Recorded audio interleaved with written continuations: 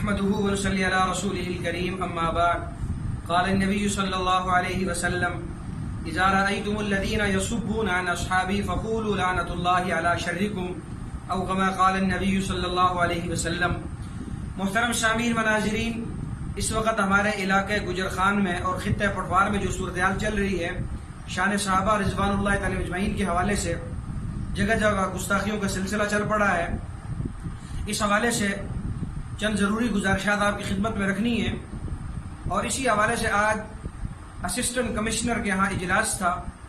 امن کمیٹی کے ذمہ داران بھی موجود تھے، اہل تشیع کی طرف سے بھی نمائندگی موجود تھی، اہل سنت والجماعت کی طرف سے بھی نمائندگی موجود تھی، D C, D S P, S C صاحبہ، تمام افسران بالا موجود تھے۔ اس حوالے سے کارگزاری اور چند ضروری باتیں آپ کی خدمت میں رکھنی ہیں۔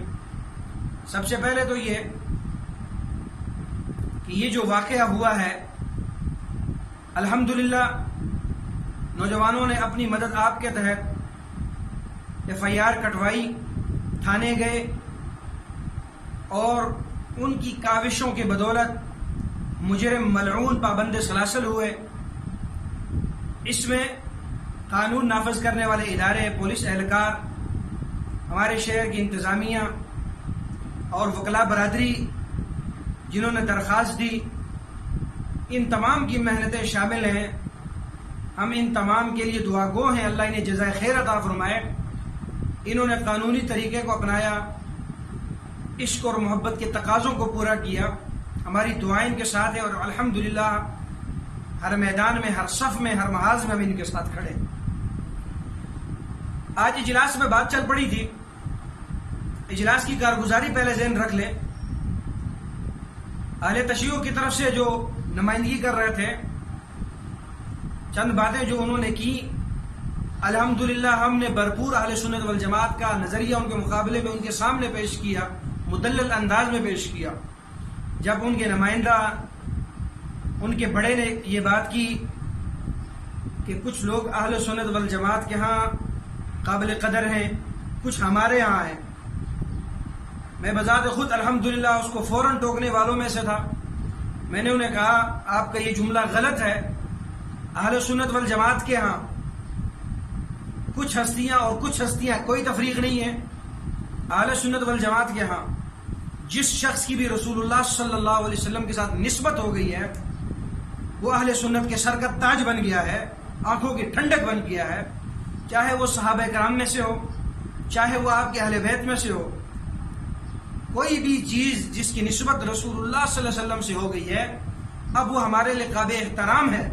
کوئی بھی شخص جس کی نسبت رسول اللہ صلی اللہ علیہ وسلم سے ہو چکی ہے، اس کا احترام کرنا لازم ہے۔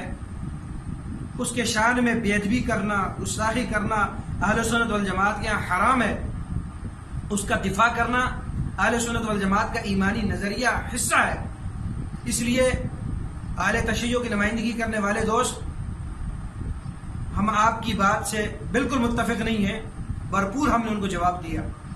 اور اسی طریقے سے جب انہوں نے کہا کہ ڈی ایس پی صاحب بلا تفریق کارروائی نہیں کی جا رہی، سنیوں کی جانب سے ہمیں کفر کے فتوے لگائے جا رہے ہیں، فیس بک میں، سوشل میڈیا پہ، یہ سب کچھ ہمارے سامنے موجود ہے ثبوت کے طور پہ، تو میں نے پھر انہیں جواب دیا۔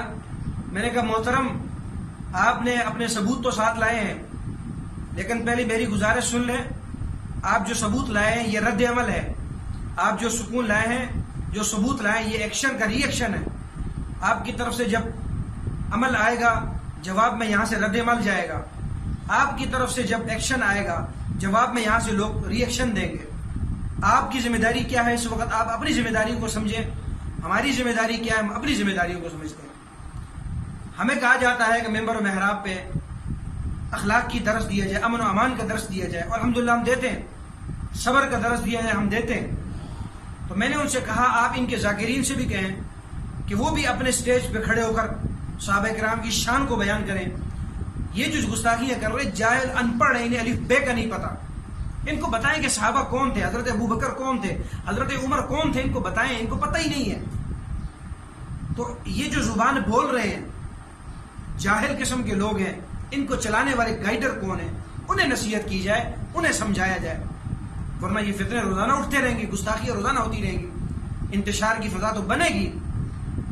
تو بہرحال الحمدللہ اہل سنت والجماعت علماء دیوبند کی طرف سے ہم نے بھرپور نمائندگی کی، صحابہ کرام کا دفاع کیا اور اپنا نظریہ نقطہ نظر پیش کیا، مدلل انداز میں پیش کیا. اور اس کے ساتھ ساتھ میں یہ کہنا چاہتا ہوں، جیسے میں نے پہلے کہا، ہم نے وکلا برادری کا اسی طریقے سے جو ہمارے صافی دوست ہیں ہم ان کے ساتھ رابطے میں بھی رہے اور ہم نے ان کی کاوشوں کو سراہا اور ان کے لیے دعائیں کی ہیں. موجودہ صورتحال ہماری جو چل رہی تھی آپ کے علم میں، گجر خان کے ہمارے عظیم بزرگ میرے والد ماجد قاری عبداللہ مرحوم، جنہوں نے دفاع صحابہ کی خاطر اپنی زندگی کا نصف حصہ اڈیالہ جیل اور مختلف جیلوں میں گزارا، ختم نبوت سے لے کے دفاع صحابہ سے لے کے افغانستان کے محاذ کے حوالے سے لے کر پرویز مشرف کے زمانے سے لے کر تمام آمرانہ ظالمانہ نظاموں کا دفاع کا مقابلہ کیا بھرپور، اور اس پاداش میں مختلف جیلوں میں اپنی زندگی بسر کی، لیکن حق کہنے سے کبھی بھی پیچھے نہیں ہٹے، کبھی بھی کمزوری اور بزدلی کا مظاہرہ نہیں کیا. یہ بات میں صرف اس لیے کر رہا ہوں، ابھی 3 دن نہیں گزرے تھے، ان کی پوری کل چل رہی تھی، 48 گھنٹے نہیں گزرے تھے، یہاں سے گستاخی یہاں سے گستاخی. تو کچھ لوگوں نے اپنی مدد کے آپ تک کے تحت جو کام کیا، معاملہ کیا، اس کو لے کر ہمارے لوگ، آپ ان کو خراج تحسین پیش کریں، ہم بھی کر رہے ہیں، لیکن اس کا مطلب ہرگز یہ نہیں ہے کہ آپ علماء پر اٹیک کرنا شروع کر دیں کہ علماء کدھر بیٹھے ہوئے ہیں، علماء نظر نہیں آ رہے. موقع کی تلاش میں ہوتے ہیں آپ لوگ کہ علماء پر تان کیا جائے. آپ کو موجودہ صورتحال نظر نہیں آ رہی، کس غم اور کس کیفیت میں چل رہے ہیں. سب سے پہلے سینے پر دفاع صحابہ کے لیے، ختم نبوت کے لیے گولیاں کھانے والے سینے علماء کے ہوتے ہیں، جیلیں بھرنے والے علماء ہی ہوتے ہیں. آپ جو دفاع صحابہ کی بات کر رہے ہیں، ممبر محراب پر بیٹھنے والوں نے آپ کو حضرت ابو بکر حضرت عمر کا مقام بتایا ہے. خدا را کچھ سوچا کریں، فوراً پوسٹیں چڑھانا شروع کر دیتے ہیں. اور میں یہ بات چیلنج سے کہہ رہا ہوں، یہ جو لوگ فیس بک پہ کمنٹ کر رہے ہیں یا علماء کے خلاف زبان درازیاں کر رہے ہیں، وہ اپنی زندگی پیش کریں ہمارے سامنے. میرے والد ماجد نے دفاع صحابہ کے لیے جو جیلیں کاٹی ہیں، ان جیلوں کا اشیر وہ پیش کر دیں، ان جیلوں کا چوتھائی حصہ یہ پیش کر دیں ان ایام کا. انہوں نے اڈیالہ جیل کاٹی ہو دفاع صحابہ کے لیے، اڈیالہ جیل انہوں نے اڈیالہ جیل کا منہ دیکھا ہو دفاع صحابہ کے لیے. یہ اپنے چہرے پیش کرے سامنے. فیس بک پہ کمنٹ کرنا آسان ہے، علماء کے خلاف زبان درازیاں کرنا آسان ہے، عملی میدان میں نکلنا مشکل ہے. تو یہ جو لوگ حرکت کر رہے ہیں، علماء سے اپنے بغض اور حسد کا ان کو موقع ملا اظہار کر رہے ہیں، اور کچھ نہیں ہے. تو جو دوست اس کام میں شامل ہیں، الحمدللہ مسلسل ان سے رابطے میں ہیں، اور ہم نے انہیں کہا ہے جب جس پلیٹ فارم پہ آپ کہیں گے انشاءاللہ ہم آپ کے ساتھ کھڑے ہوں گے صفحے پر. اب ایک گزارش میں جو اور کرنا چاہتا ہوں اس کے ساتھ ساتھ، دیکھیں سوشل میڈیا پہ آپ حضرات جو طوفان چل پڑا ہے، آپ دیکھیں سب سے پہلے قانون کے دائرے میں رہ کے آپ معاملہ کریں. ہمارے لوگ جذباتی ہوتے ہیں، جذباتی ہونا حق ہے، لیکن آپ قانون کے دائرے میں بات کریں.